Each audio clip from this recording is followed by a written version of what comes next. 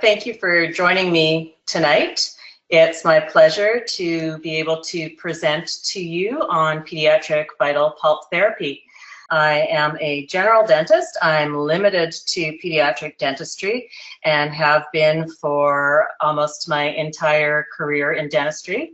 And I'm in Manitoba. In Winnipeg is the city. Manitoba is in the center of Canada, for those of you who are not aware, and Winnipeg is the capital of that. I spend most of my time in private practice. I have a private practice here called Kids Dental, where I see all of my kids. I also do part of my practice at a surgical center, and as well, I have got a part-time clinical instructor position at the University of Manitoba Dental College. So this topic that we're going to talk about today is one that has had a lot of changes in recent past, new materials coming along, therapies that have been tried and true, and there's always a lot of interest in pediatric vital pulp therapy, so I'm happy to be able to present to you tonight. I am a member of Catapult Group. Catapult Group is an organization that has several clinicians, dental clinicians, educators from the United States and parts of Canada. We are an interesting group of clinicians, clinical dentists. We like to talk about what we practice. We like to teach. We like to go out and give courses and to be able to share with our communities. So we've got a unique group of dentists, and that is our passion, a great group of people. As well as the disclosure that an honorarium is received from Septodont tonight. As part of Catapult and as a key opinion leader, I've evaluated multiple products from multiple manufacturers and vendors in the dental industry, and some of them I use in my private practice, and those that I use in my private practice I also speak about. But in addition to those that I use, I get to evaluate many other different products and equipment. So this is just a sampling of some of those that I have evaluated in the past. And tonight's webinar, we are going to have the educational support from Septodont. So we're going to be talking tonight about pulp therapy and not the fiction of pulp therapy. We are going to go through 5 basic topics in tonight's webinar. We're going to talk about the different vital pulp therapy options that there are out there. And of course, with that, we're going to discuss the indications of each different vital pulp therapy, the medicaments that are available out there, and different techniques that can be used. We're going to talk about diagnosis, which is the most important part of vital pulp therapy, and doing the correct vital pulp therapy technique using the correct medicament for each type of therapy. And we're going to have special focus on pulpotomy medicaments. Pulpotomies as they relate to primary dentition. We'll talk about the different medicaments that are available. We'll talk about technique discussion, and we'll have a focus of our primary pulpotomy technique using a calcium silicate based material, which it will be BIODENTINE for tonight's webinar. So it's not pulp fiction, but actually pulp fact that we're going to be talking about. The focus for the webinar will be on the primary dentition, of course, pediatric vital pulp therapy. We'll talk about primary dentition, but we'll also talk about the pulp therapy for young permanent dentition. Pulp therapy in the primary dentition, pulp therapy in the young permanent dentition. And of course, what is the objective of pulp therapy? The objective of pulp therapy is we want to maintain the integrity and the health, of course, of teeth, primary and permanent teeth, but also their supporting tissues. So we have to ask, Why is it important to preserve teeth? And the focus of that question really is, why do we want to preserve primary teeth? But why do we want to preserve permanent teeth as well? Well, of course, we want to be able to maintain function. If we don't preserve teeth, we don't preserve healthy teeth, we don't preserve teeth that have pain and bring them back to function, then we don't have a functional dentition. So it's important to preserve teeth, of course, to maintain function. Of course, we also want to preserve teeth to prevent pain. And we want to be able to have a pain-free growing child. We want to have pain-free adults, of course, as well. We want to be able to preserve teeth so that we eliminate pain. We want to eliminate inflammation. We want to eliminate infection. So we don't want to ever have a situation like we do of this young boy, where he had some neglected teeth that ended up becoming infected and wound up with a facial cellulitis, and we had to sacrifice 2 of his primary teeth. We also want to preserve teeth to maintain aesthetics. What you see in the photographs above are another young child who had a traumatic accident and fell and fractured his primary central incisor.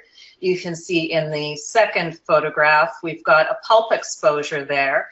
And so that child needed to have the pulp therapy done for that tooth in order to preserve the tooth. It was important for that child, for that parent, to preserve the teeth to maintain aesthetics here so that we have a nice smile. So smiles are important not just for adults, but of course important for children as well. Why do we want to preserve teeth? We want to maintain arch length. So we take a look at this panoramic radiograph, and we see on the upper arch, and I think that you can see my cursor perhaps, you see in the upper arch, we had premature loss of the second primary maxillary molars. So what you would call what we would call in Canadian, we would call tooth number 5-5 in our international system, tooth number 5-5 and 6-5, but you would call those, I think, A and J, if I'm not mistaken. And so those 2 teeth were lost due to caries. A space maintainer was not placed, and what's happened is the first permanent molars have then gone in and shifted in, and now we have to sacrifice the first premolars because we have lost space. So we want to preserve teeth to maintain arch length so that we don't wind up in a situation like this where we have blocked out permanent dentition. Here's another case why we want to preserve teeth, another answer to that question, why we want to preserve teeth. We want to prevent displacement.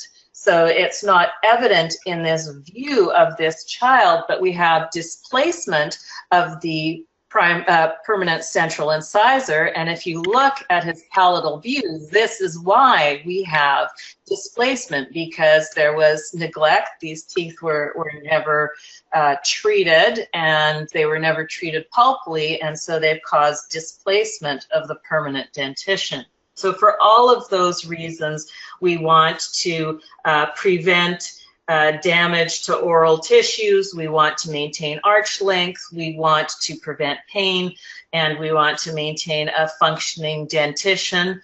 And of course, we want to have a good, healthy child all around.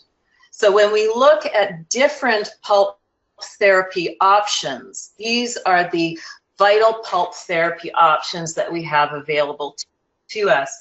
And you'll see in almost all of the slides where I have got citations from different journals and current journals where we have our information that we have researched these slides from. So the different vital pulp therapy options that we have are, we can do an indirect pulp cap, sometimes called an indirect pulp treatment, sometimes called an indirect pulp therapy. So that's one option for a vital pulp therapy. The second option that we have is a direct pulp cap. And the third option that we have for a vital pulp therapy is a pulpotomy. And so we're going to go through each of those different vital pulp therapy options in the next short while. So if we look at vital pulp therapy options, there's certain requirements that we need to have in order to be able to carry out vital pulp therapy successfully. The first one, as the name implies, is that tooth has to be vital. Vital pulp therapy is not an option if we have a non-vital tooth. The pulp of the tooth that we're treating needs to be normal. So it needs to be a normally responsive pulp. The pulpitis that we're treating, because that's what we're treating essentially, has to be reversible. It has to be capable of healing. And finally, the tooth must be restorable. So these are all requirements of vital pulp therapy that we have in the 2016 American Academy of Pediatric Dentistry Reference Manual. These are the guidelines on pulp therapy for primary and immature permanent teeth. So if we want to look at the very first of our options of an indirect pulp cap, indirect pulp treatment, indirect pulp therapy, whichever you choose, the requirements are that the tooth has to have no pulpitis or a reversible pulpitis. This is a procedure that we do, a technique we do where we leave the deepest of the caries dentin. We do not remove the deepest of the caries dentin in order to avoid a pulp exposure. So we judge clinically that that pulp is a reversible pulpitis, that it's going to be able to heal from the carious insults. We judge that clinically, we judge that radiographically, and then we have the ability to do an indirect pulp treatment or pulp cap. The second on our list of different pulp therapies was a direct pulp cap. Direct pulp caps, as the name implies, are treating the pulp directly. A direct pulp cap is indicated in a primary or a permanent tooth that has a normal pulp when it's following a small mechanical or traumatic exposure, when the conditions for a favorable response are optimal. So primary or permanent tooth, a small mechanical or traumatic exposure when conditions of favorable response are optimal. Also indicated in a permanent tooth that has a normal pulp following a carious exposure, again when conditions for a favorable response are optimal. Now remember this always, very last point I have on this slide, the direct pulp capping of a carious pulp exposure in primary teeth is not recommended. That has been documented in the evidence in multiple literature citations, like multiple evidence is showing us that direct pulp cap of carious pulp exposure primary teeth is not recommended.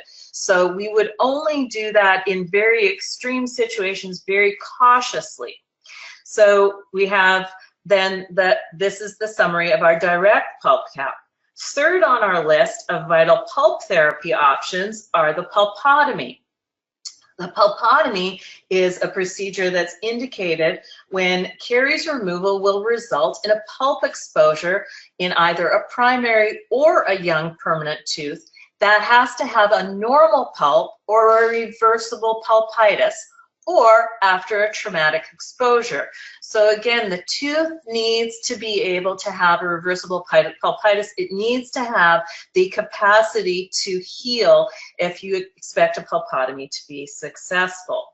So these are our three options for pulp therapy, vital pulp therapy: the indirect pulp cap, the direct pulp cap, or a pulpotomy we have listed across the top. And then on the side, a primary dentition or young permanent dentition, depending on what we're treating. So just to review everything, to keep it all clear for you, indirect pulp caps are indicated in primary dentition when we have no pulpitis or a reversible pulpitis. A young permanent dentition, the indications are the same, a no pulpitis or with a reversible pulpitis. This is where things start to change, is when we have the therapy of a direct pulp cap. And the indications in primary dentition has to be normal pulp following small and mechanical or traumatic exposure. And again, if you're doing this direct pulp cap in primary dentition, with extreme caution, because the failure rate is quite high for primary dentition. Now, much better success rates for a young permanent dentition, a direct pulp cap, again, normal pulp following small mechanical, traumatic, or carious exposure. And then finally, the third pulp therapy, the pulpotomy, a vital pulpotomy in primary dentition, when we have a normal pulp following carious exposure or reversible pulpitis or after traumatic pulp exposure, and for young permanent dentition, a normal pulp following carious exposure or reversible pulpitis. Now, all of our vital pulp therapies require the use of a medicament. And we have several medicaments available to us, whether we're doing any of those three vital pulp therapies, the indirect pulp treatment, direct pulp cap, or pulpotomy. And this is a sampling of what we have available to us, and by no means exhaustive. We have different types of calcium silicate materials available to us. We have MTA available to us, calcium hydroxide in the form of dical, which has been around for a long time. Buckley's FORMOCRESOL or other FORMOCRESOLs, again, around for a long time. Astringent and FERRIC. So you need to be using a vital pulp therapy medicament almost all of the time, unless you're using a laser or unless you're using electrosurgery. We need to have some type of medicament that we're going to use to carry out our vital pulp therapy. So let's look at these vital pulp therapy medicaments and the actual techniques that we would do for each of the vital pulp therapies. So if we were going to carry out an indirect pulp treatment, and we've already given you the indications of that, indirect pulp treatment in a deep carious lesion, the vital pulp has to be a restorable tooth. What our objectives are is we want to arrest that caries advance. We want to allow the formation of tertiary dentin. We want to preserve the vitality of the tooth. And above all, what we want to avoid is we want to avoid invading the pulp. So we're treating the pulp indirectly. Our technique here is to excavate most of the caries, place a medicament, and restore the tooth. And key to success of this procedure is that we must have sound margins on our restoration, and of course no pulpal exposure. The restoration needs to seal completely. So this type of a treatment, we want to go ahead and we want to do something that's going to seal that. And in pediatric dentistry, the thing that gives us our best seal is to do a full coverage on that tooth, a stainless steel crown, a zirconia crown, some type of a crown full coverage on that tooth in order to reduce the chance of leakage, the chance of contamination. That's why we will have the most success when we have completely sealed restoration. So if you look at this next slide, we see here that we have got at least, now this is again just a small bit of the literature that's out there, 4 different studies that are telling us that we have better than or equivalent success with our indirect pulp therapy than FORMOCRESOL or ferric sulfate pulpotomies. So if we can do an indirect pulp therapy, we're going to have a better success rate. And isn't that what we want to have for our patients? So indirect pulp therapy, on top of having better or equivalent success than these 2 types of pulpotomies, has been shown to have lower costs. It's less expensive to do an indirect pulp therapy, higher success long term that we talked about, better exfoliation patterns in these teeth, and better success treating that reversible pulpitis than a pulpotomy. Next, we want to look at the medicaments that we're going to use. What can we use? So we show you again a sampling of medicaments here to carry out our indirect pulp therapy. The BIODENTINE, an MTA, some SILICATE, which is a light pure calcium silicate material, or an ionoseal. Again, these are some of our options that we can use for our vital pulp therapy. So I'm going to show you a couple of cases using BIODENTINE as a treatment for our indirect pulp therapy. So BIODENTINE is a product from Septodont, and what it is it's described as a bioactive dentin substitute. It comes in a capsule and a vial. The capsule contains the powder of the BIODENTINE, and the vial contains the liquid. What you need to do is we need to mix these two together, and I'll talk about that in a little more detail momentarily. So what we've got here is we've got the makeup of our BIODENTINE. So in that powder, we have our tricalcium and dicalcium silicate. So these are our main ingredients that are going to make our BIODENTINE do what it is intended to do. So a tricalcium silicate and a dicalcium silicate. We also have calcium carbonate and oxide, which are used as fillers in the BIODENTINE, and iron oxide, shader, and zirconium oxide, which is our radiopacifier. Our liquid in our BIODENTINE contains calcium chloride and a hydrosoluble polymer, which is a water-reducing agent. So that is what is the makeup of our BIODENTINE. And what BIODENTINE is going to do is it is, as I said, it's a calcium silicate material. It's got physical properties that are similar to Portland cement. It's a biocompatible material.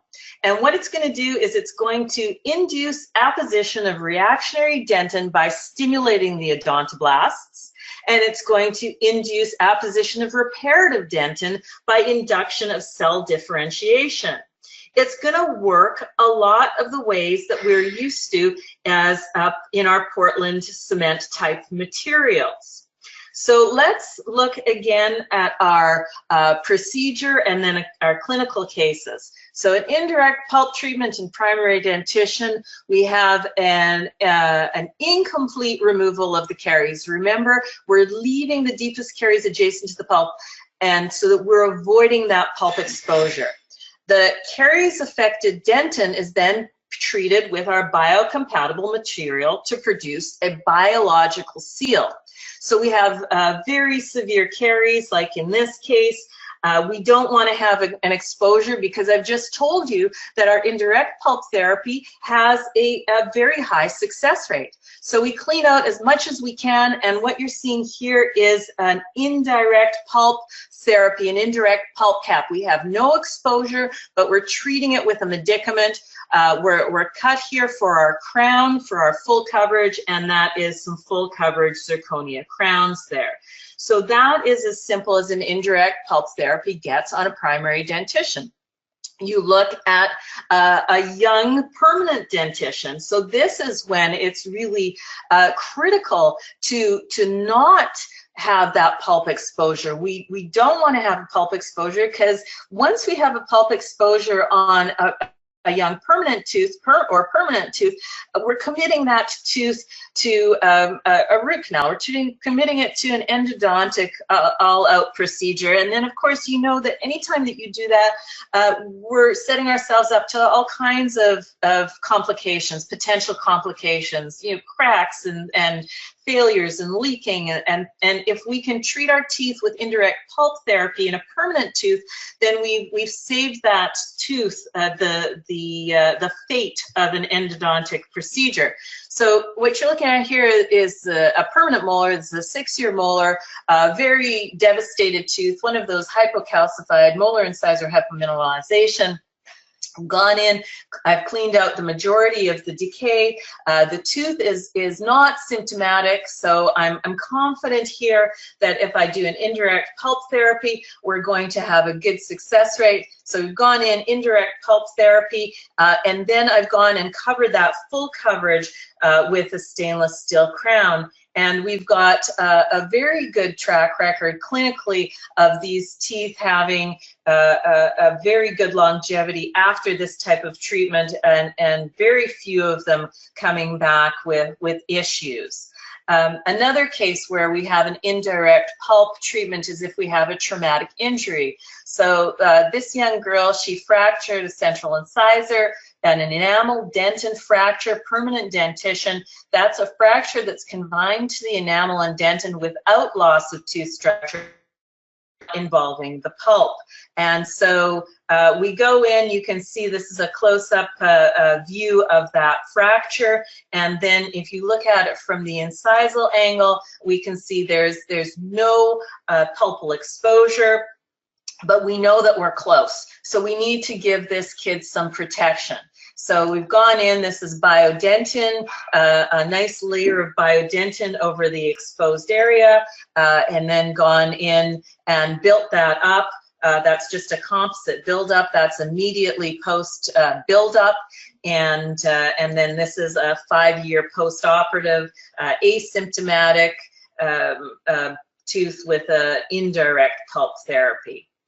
So let's look, we'll move on to our second vital pulp therapy technique, a direct pulp cap. And again, you see the same type of medicaments that we're using for that direct pulp cap. So let's look a little bit more in depth. I made a comment before that direct pulp capping in primary teeth have high failure rates. We have to use them with a lot of caution. You can see we've got 3 different citations here: American Journal of Dentistry, Endodontic Journal here, and then the European Journal Pediatric Dentistry, all telling us that we have to use this with caution. We only want to use it if we have a pinpoint pulp exposure on a primary tooth. Past reports of direct pulp capping in primary teeth have limited success. So, and as a result, the direct pulp cap in primary teeth has limited acceptance as a technique. So again, extreme caution when we're using it. When we have a young permanent tooth, that's a different story. We can have some good success doing a direct pulp cap in young permanent teeth if we have either a carious exposure, small exposure, a mechanical exposure, or exposure due to trauma. So let's look at a case here. We have a permanent central incisor. This little guy's come in just after the accident. You can see he's still got the skid marks on that tooth where he hit the cement, and he's got a fracture that has a pulp exposure. So our first line of defense for this child, our first line of repair, is to go ahead and do a direct pulp cap. We know it's a young permanent tooth. We know that young permanent teeth have a good capability for recovery, for repair. And so we've chosen for this child calcium silicate material as a pulp cap.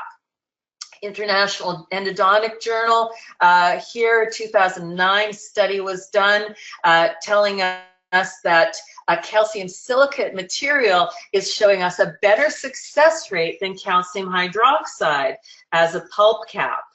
And so that is our first line of defense. We go ahead and we do our pulp cap, direct pulp cap, and then we go ahead and we monitor that tooth as we would any other tooth that had a traumatic experience. So now what about those kids that are coming in that have got some pain? So they got some pain from a carious lesion. What is it that we need to do? What do we need to do to diagnose? What do we need to do to choose what it is that we are going to treat, how we're going to treat that tooth? And basically what we want to answer is this question. If that tooth has child has come in, that tooth has got pain, what we want to know is, can that tooth recover with a pulpotomy?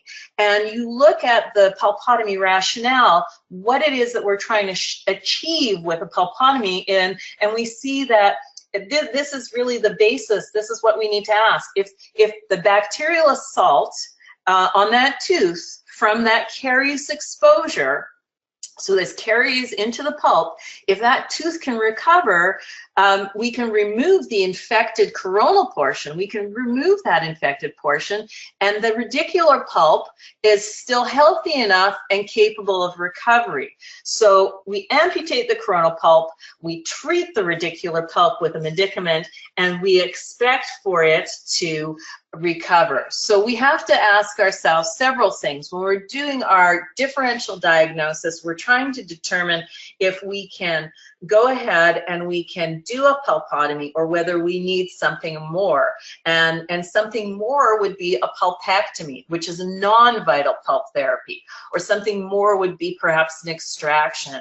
So we do, like all of our diagnostics, we need to do, of course, a medical history on that child. We need to know what their past, present dental history is. We need to know what their symptoms are, what their chief complaint is, of course. And that's so important, because you know that you get children into your office, adults into your office, and they've got devastated dentition, and their chief complaint isn't always what we think it is. So we want to know where they're having discomfort from, if they're having discomfort, and we need to be able to address their chief complaint, of course. Subjective evaluation is very important. So the subjective evaluation, when we're looking at a tooth that has got some discomfort to it, we want to look at the spontaneity. So spontaneity, I mean the spontaneity of the discomfort, the duration of the discomfort, and what relieves it. We want to, of course, do an extraoral exam. Remember that little guy at the very beginning that has that great big facial swelling, an extraoral exam, but also we want to look for fistulas intraorally. And of course, radiographic examination and clinical or percussion or more mobility. So when we're looking to see all of these things, these are 9 of the things that are going to have to be present in order for a tooth to be candidate for vital pulp therapy, which I'm talking about a pulpotomy here. So we're looking to see if we can do a pulpotomy. The pain that child needs to be having must only be induced pain. So we don't want any spontaneous pain in order for us to be able to do a pulpotomy. So the pain has to be induced. It has to be pain that comes when that child is eating something hot, something cold, or if they're, they touch it with a toothbrush, or we touch it with an explorer. The pain must be induced in order to be considered reversible. The pain needs to be transient. It needs to come, it needs to go. So it cannot stay, it must not be a pain that is persistent. The pain has to be induced, it has to be transient in order to be considered reversible, a candidate for a vital pulpotomy. The soft tissue needs to look normal. So we need to have no swelling of soft tissue, no pustule, no purulus, no pus, no percussion sensitivity. If we percuss that with an instrument, we have to have no reaction from that child. The ligament must need to be continuous, and we want to look particularly when we're looking at our primary molars, because this is what we're talking about. We're talking about primary teeth.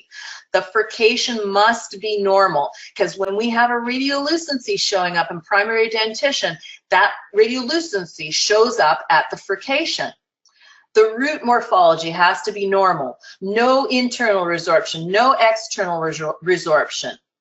And the tooth needs to be restorable. Why would we bother going through with a pulpotomy procedure if we have a non-restorable tooth? So we need to be able to restore that tooth. And pain relief needs to be able to be achieved with analgesics. So if we have some ibuprofen or we have some acetaminophen, that should relieve the pain in a candidate for a vital pulp therapy, a pulpotomy in primary teeth. So we need to, of course, look at the flip side to that. We need to see what is not a candidate for a pulpotomy. What do we need to go ahead and then go do a non-vital pulp therapy for, a pulpectomy or an extraction? And again, we're talking about primary teeth here. So a candidate for those things, pulpectomy or extraction, is if we have spontaneous pain. It's that kid waking up in the night with pain. That is a sign of an irreversible pulpitis. The pain would be persistent. It doesn't go away. Inflamed soft tissue, we've got pus coming, we've got parulus, we've got pustules. The tooth would be percussion sensitivity or percussion sensitive.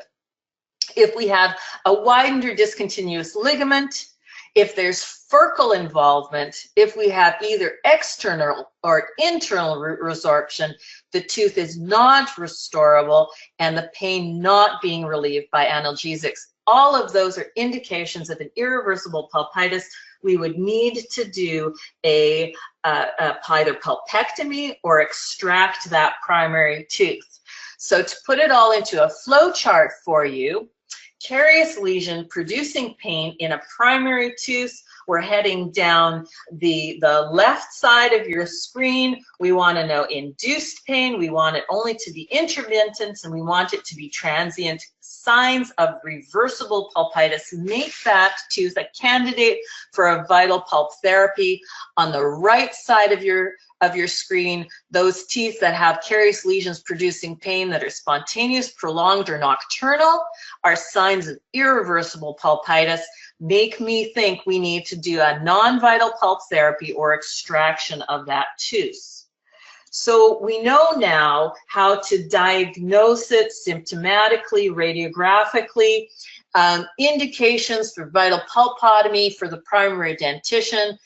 Pulp exposure, it's a vital pulp, the tooth is restorable. We want to maintain that tooth in functional asymptomatic manner so that kid can eat, they can chew. We have space maintenance, they can speak. Sometimes we're looking for aesthetics to maintain that. So we have a technique where we will excavate the caries, amputate the coronal pulp. We have to achieve hemostasis. We treat that radicular pulp with medicament and seal that completely with full coverage. Now, we know that there is a lot of discomfort from dentists in doing pulp therapy and stainless steel crowns for young children.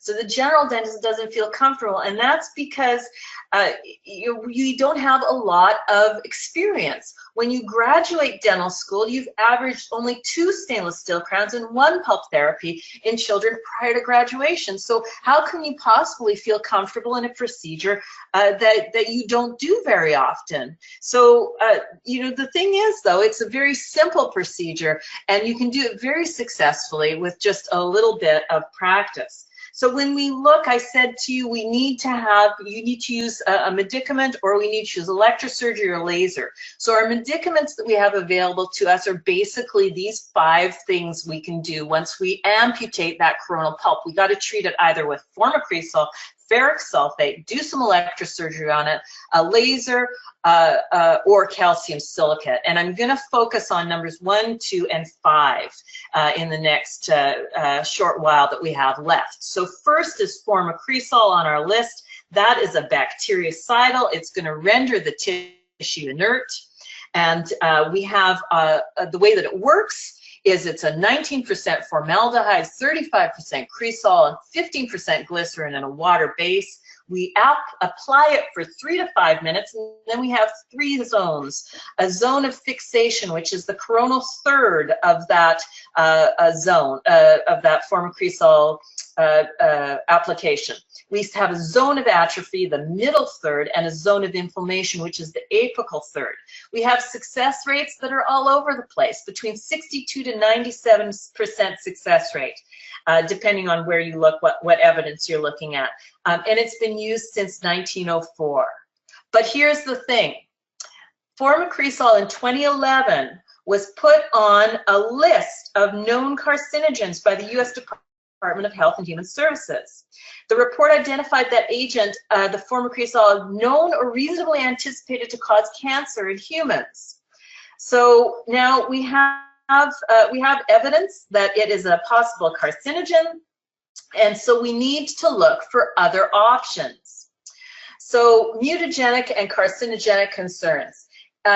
These two studies in pediatric dental journals and the Journal Canadian Dental Association are showing us that it's not likely to be carcinogenic, immunotoxic, or genotoxic in children when used as a medicament for a vital pulpotomy. In fact, they found that it's undetectable above baseline physiological concentrations in plasma.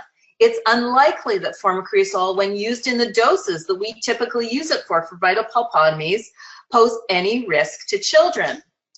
And so, although some studies will nullify any systemic effects of the formocresol, we still should be searching for an alternative approach for our pulpotomies, because we do know that this has been put on the list of our known carcinogens. So we should be looking for something that is better out there. Currently, though, 82% of our graduate pedo programs are using formocresol. And those that have changed medicaments have done so because of health and carcinogenicity concerns, evidence-based literature. So second on our list, and very commonly used, are the ferric sulfate materials. Ferric sulfate works to provide a minimal inflammatory insult on the tooth.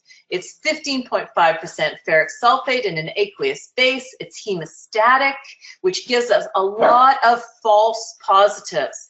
So it's a hemostatic agent. We put it on the pulp, it stops bleeding, and that takes out of the equation any of our teeth that are irreversible and because they're hyperemic.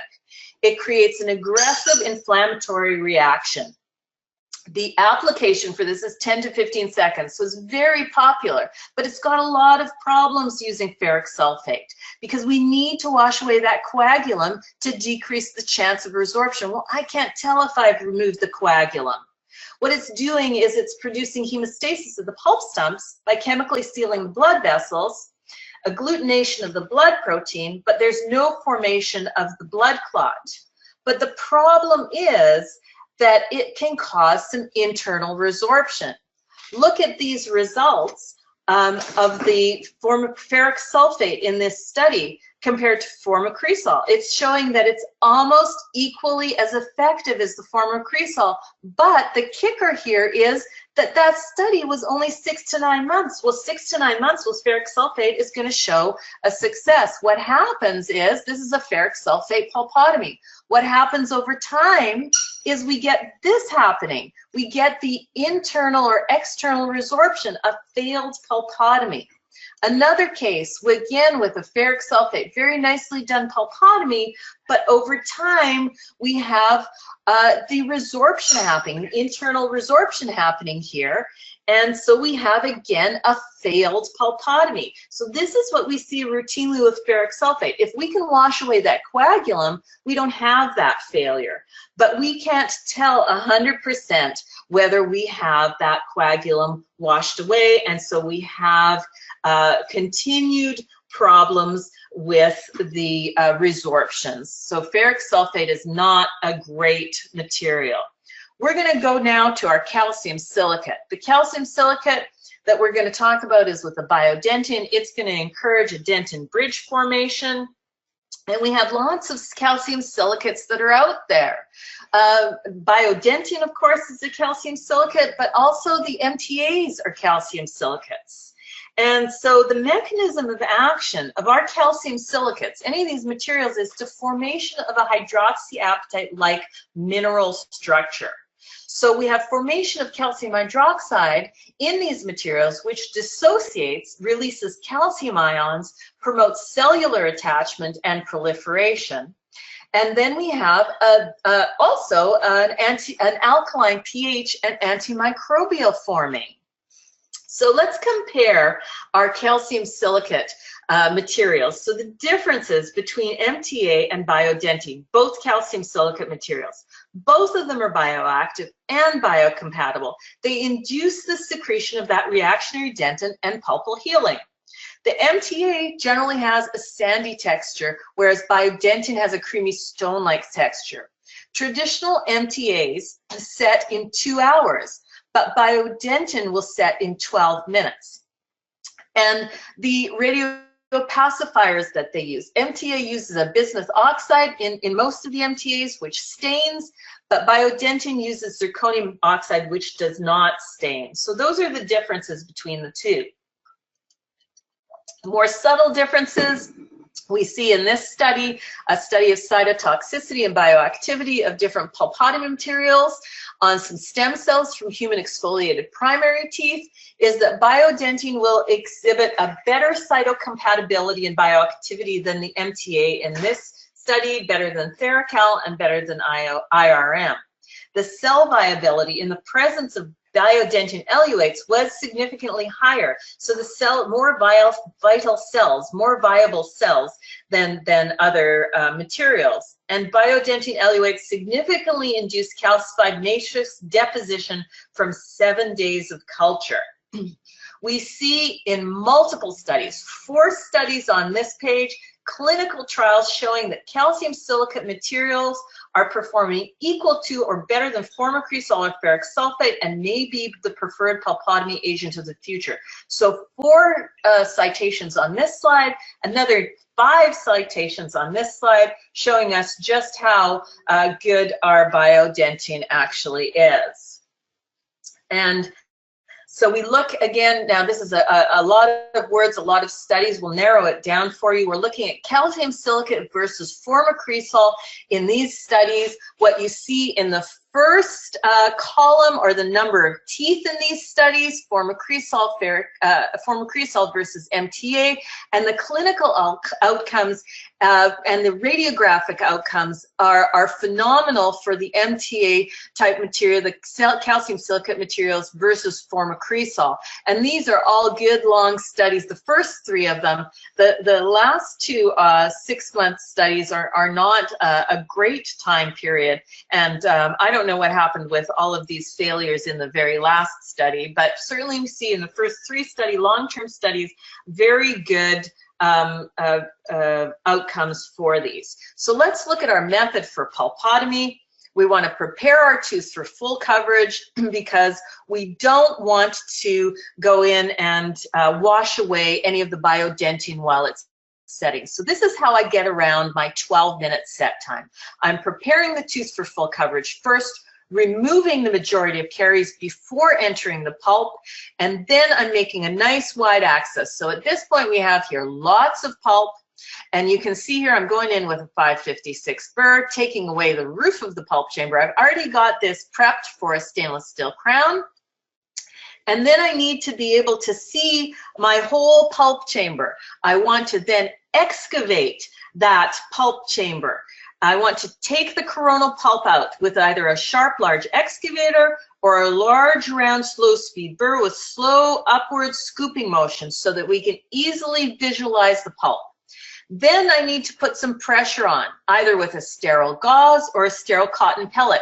This is how I'm stopping the hemorrhage. So I'm putting pressure on and irrigating with saline. Pressure, saline. So this is a cotton pellet on my cotton pliers. I'm putting some pressure in. The only reason I have that wedge there is to prevent some bleeding into the chamber. Irrigate. You can irrigate either with saline or sodium hypochlorite. The saline doesn't smell. It's not going to stain when I spill it on my clothes. So I'm using the saline. Both of them have equal success for pulpotomies. So after removal of that cotton pellet, the canals should have minimal hemorrhage. So now we got no coronal pulp, just radicular pulp. And it should look like this. So we shouldn't see the black stumps. You won't see black stumps that you're used to seeing if you use ferric sulfate or FORMOCRESOL. We're just going to see a nice non-hemorrhagic pulp in that radicular pulp. So no active bleeding. Again, the wedges are there just so we don't have bleeding in. We want to mix it by tapping our capsule, loosen up that powder, add 5 drops of our liquid, close it up, and we're going to triturate it for 30 seconds. So put it in that amalgamator for 30 seconds, and then we're going to apply it. Our set time is 12 minutes, but I don't care because my crown prep is already done. I'm going to cement my crown on top of the BIODENTINE before it's set up. I'm not worried about messing with my mechanical properties here because I'm not dealing with mechanical properties for this type of procedure. Placing my BIODENTINE in and pack it down. Now don't overpack it. When you're packing it down, we're going to the bottom of that pulp chamber. If you overpack, you're going to get a soupy mix. We don't want to overpack. And if you do find that you're getting it a little bit soupy, we can take a dry pellet or a dry gauze to that BIODENTINE and soak up some of the moisture. Again, not worried about what I'm doing to the mechanical properties. Cover it up with a stainless steel crown. How much BIODENTINE do we need? We need a 3 to 4 millimeter thickness. That's going to permit the greatest seal, significantly less micro leakage than thinner layers. So take a look here at our top tooth with our green icon on it. I'm going to prep that one for a zirconia crown. So I'm going to prep it for my zirconia crown. Then I go in for the pulp, nice healthy pulp, stop that hemorrhage and get the BIODENTINE in here. And that's our final zirconia crown. And in contrast, we're going to look at these 2 lower teeth here. Same child, same radiograph, 2 lower teeth. The green one, we're going to do a pulpotomy successfully. The red one, we're going to see not so much. So if you look closely here, you see that fertile involvement. We got problems there. And so we go in, we're going to open them both up, and you can see here, nice healthy pulp in our second primary molar, not so much in our first primary molar. So we go ahead and do our BIODENTINE here, but you can see it now, you can see here, right into the pulp, we have a non-vital necrotic pulp, not a candidate for a pulpotomy. So just to finish up here and to give you a summary, this was a very recent study, January, February of 2017, assessing the outcomes in primary teeth for vital pulp therapy when all of these 3 vital pulp therapies that we've spoken of tonight were assessed: indirect pulp therapy, direct pulp cap, and a pulpotomy. And this was after a minimum of 12 months. So a nice long-term study to see what was successful and what wasn't. And these were the results. So the indirect pulp therapy showed the highest success rate of a 94.4% success rate. Direct pulp cap, surprisingly, showed an 88.8% pulp success rate. And the interesting thing here is when they use different pulp capping agents saying they did not affect the success, that was based on only a low quality of evidence. So I think it's very important that you're using the proper medicament for that direct pulp cap. And then 82.66 success rate for our pulpotomies. And one final point that I want to drive home before we take some questions and answers, questions and I give you answers, is that after we restore our teeth that have pulpotomies, it's very important that we restore them properly. If you are restoring with amalgam or composite for that matter, and you're only expecting that tooth to hang around for a couple of years, you can expect success. If you expect that tooth to have a longevity longer than about 2 years, we need to be able to have a clinically sealed tooth, which means full coverage.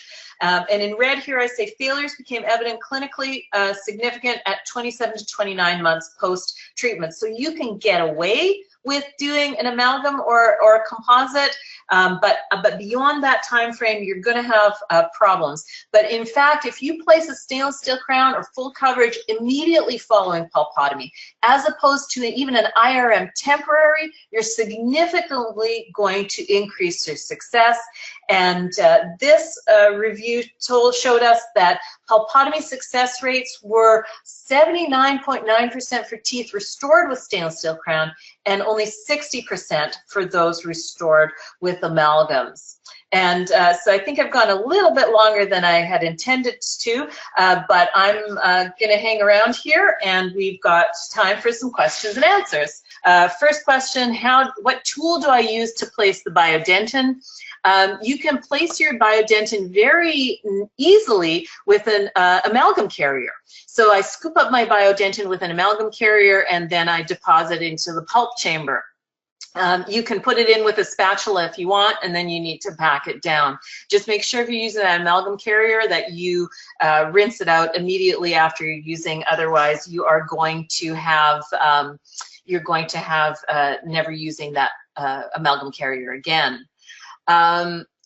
So how do I know if the pulp is reversible on a very young child, like 3 years old? Finding that very difficult, and sometimes symptomatically that is a difficult thing to get answers for. So you rely on symptoms.